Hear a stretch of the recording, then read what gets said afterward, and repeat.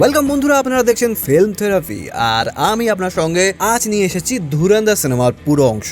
Part 1 ও part 2 নয়, দুটো একসাথে রিভিউ করব আজ এবং মুভি এক্সপ্লেন করব আপনার সাথে। তো বন্ধুরা শুরু করা যাক। গল্প শুরু হয় 30 ডিসেম্বর 1999-এ কান্দাহার বিমানবন্দর দিয়ে। এই বিমানবন্দর হাইজ্যাক করা হয় এবং সন্ত্রাসীরা ভারতের বিমানবন্দর আটকে তারা দাবি করে তাদের 3 জন সঙ্গীকে ছেড়ে দেওয়ার জন্য। আইবি ডিরেক্টর অজয় সান্যাল এবং পররাষ্ট্রমন্ত্রী দেবব্রত কাপুর পরিস্থিতি সামাল দিলেও সন্ত্রাসীরা ঔদ্ধত্যভাবে ভারতকে আঘাত করে। এরপর 13 ডিসেম্বর 2001 সালে পার্লামেন্টে হামলা হয়, চরম পরিস্থিতিতে পৌঁছায়। অজয় সান্যাল 2 বছর আগে একটি পরিকল্পনা মাফিক ফাইল জমা দিয়েছিল, যা এখন অপারেশন ধুরন্ধর নামে খ্যাত এবং সেটি সবুজ সংকেত পায়। তারপর গল্প ধীরে ধীরে এগিয়ে চলে। অপারেশন ধুরন্ধর অংশ হিসেবে এক আন্ডারকভার এজেন্ট হামজা আলী নাম নিয়ে পাকিস্তানে প্রবেশ করে এক ভারতীয়। সে একটি ধাবায় কাজ নেয় এবং ধীরে ধীরে স্থানীয় মাফিয়াদের নজরে আসার চেষ্টা করে এবং সেখানে বালুচ এবং পাঠান গ্যাংদের দাপট ছিল, যার শীর্ষে ছিল রহমান ডাকাত এবং তার প্রতিদ্বন্দ্বী বাবু ডাকাত। বাবু ডাকাতের লোকরা যখন রহমান ডাকাতের ছেলেকে মারতে আসে, তখন হামজা আলী সাহসিকতার সঙ্গে রহমানের ছোট ছেলেকে বাঁচিয়ে নেয়। যদিও বড় ছেলেটি মারা যায়, কিন্তু হামজার এই কাজের জন্য রহমানের কাছাকাছি সে আসতে পারে। হামজা টাকার বদলে রহমানের আনুগত্য বেছে নেয় এবং শীঘ্রই তাদের গ্যাংয়ের একজন বিশ্বস্ত সদস্য হয়ে ওঠে।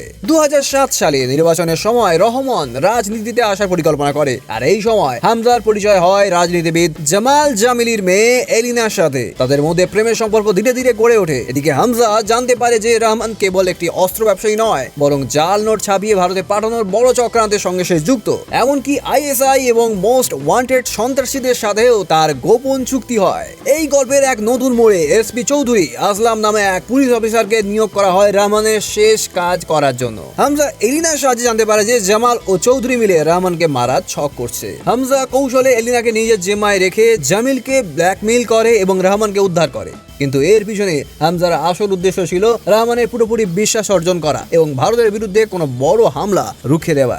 26/11 এর পরবর্তী মিশন। সন্ত্রাসীরা 3 অক্টোবরের বদলে 26 নভেম্বর 26/11 মুম্বাই হামলা চালায়, কারণ তাদের আগের পরিকল্পনার খবর ফাঁস হয়ে গিয়েছিল। হামজার এই ঘটনায় মানসিকভাবে বিধ্বস্ত হয়ে ভেঙে পড়ে সে, তবুও সে নিজের মিশন চালিয়ে যায়। সেই জামাল জামিলি জামাই হয়ে ওঠে এবং পাকিস্তানের ক্ষমতার কেন্দ্রে পৌঁছে যায়। এরপর একটা বড় অস্ত্রের ডেলিভারির সময় হামজা পরিকল্পনা করে রহমানকে পুলিশের জালে ফেলে দেওয়ার। জঙ্গল এলাকায় এসপি চৌধুরী ও হামজার সাথে রহমানের প্রবল সংঘর্ষ হয়। এসপি চৌধুরী রহমানের গলায় গুলি চালায়। হামজা মনে করেছিল মিশন সফল এবং রহমান মৃত, কিন্তু গল্পের শেষ মোড়ে দেখা যায় রহমান হাসপাতালে চিকিৎসাধীন অবস্থায় বেঁচে আছে এবং আয়েশ করে সিগারেট খাচ্ছে। এরপর জানা যায় যে হামজা আসলে একজন ভারতীয় কয়েদি ছিল, যাকে অজয় সান্যাল এই বিশেষ মিশনের জন্য বেছে নিয়েছিলেন। রহমানের বেঁচে থাকা ভারতের সিনেমা দ্বিতীয় পার্টের জন্য এক বড় ইঙ্গিত দেখা যায়। এরপর আসে ধুরন্ধর পার্ট 2 দ্য রিভেঞ্জ। তার আগে আমরা জেনে নিই যে হামজার অতীত জীবন কেমন ছিল। হামজা আসল নাম ছিল জসকিরত সিং রাঙ্গি আর ডাক নাম ছিল জেসি। সে পাঞ্জাবের একটি গ্রামে তার বাবা মা ও 2 বোনের সঙ্গে খুব সুখে থাকতো। তার বাবা সেনাবাহিনীতে ছিলেন এবং জার্সিও মিলিটারি ট্রেনিং নিতে চলে যায়। জার্সি ট্রেনিং এ থাকাকালীন তার বাবা একটি জমির বিবাদ করে ফেলে এবং এমএলএ সুখবিন্দর সিং এর হাতে খুন হন। সুখবিন্দর তার পরিবারের জার্সির এক বোনকে মেরে ফেলে এবং জসলিনকে আটকে রেখে অত্যাচার করে। ট্রেনিং থেকে ফিরে জার্সি তার বন্ধু পেন্ডারের সাহায্য নিয়ে AK-47 জোগাড় করে এবং সুখবিন্দর পরিবারের 12 জন সদস্যকে নির্মমভাবে হত্যা এবং তার বোনকে উদ্ধার করে। এই হত্যাকাণ্ডের জন্য জার্সির ফাঁসি নিশ্চিত হয়ে যায়, কিন্তু পথে অজয় সান্যাল তাকে কিডন্যাপ করে বাঁচিয়ে নেন। অজয় সান্যাল তাকে দেশের কাজের জন্য প্রস্তাব দেয়। জার্সি রাজি হলে তার নতুন নাম রাখা হয় হামজা এবং তাকে করাচিতে স্পেশাল মিশনে পাঠানো হয়। হামজা করাচিতে গিয়ে গ্যাংস্টার উজের আসলামের বিশ্বাস অর্জন করে এবং আরশাদ পাপ্পুর গ্যাংয়ের সাথে যুদ্ধ শুরু করে। হামজার প্ল্যানে আরশাদ পাপ্পুকে খুব নির্মমভাবে হত্যা করা হয় এবং যার ফলে হামজা লিয়ারির এক অন্যতম প্রধান প্রভাবশালী হয়ে ওঠে। 2014 সালে হামজার সাথে কুখ্যাত দাউদ ইব্রাহিমের সঙ্গে দেখা হয়। দাউদ তাকে পাঞ্জাব থেকে আসা কিছু ড্রাগস ডিলারকে সামলানোর দায়িত্ব দেয়। সেখানে হামজা তার পুরনো বন্ধু পিন্ডারকে দেখতে পায়। পিন্ডার তাকে ব্ল্যাকমেইল করতে শুরু করলে হামজা বাধ্য হয়ে নিজের হাতেই নিজের বন্ধুকে হত্যা করে ফেলে এবং সেটা ছিল অনিচ্ছাকৃত। কিন্তু এখানে ইন্ডিয়ান এজেন্ট আলম পিন্ডারের খুনের দায় নিজের ওপর নিয়ে নেয়, কিন্তু পরে হামজা তাকে টর্চার থেকে বাঁচাতে গুলি করে মেরে ফেলে।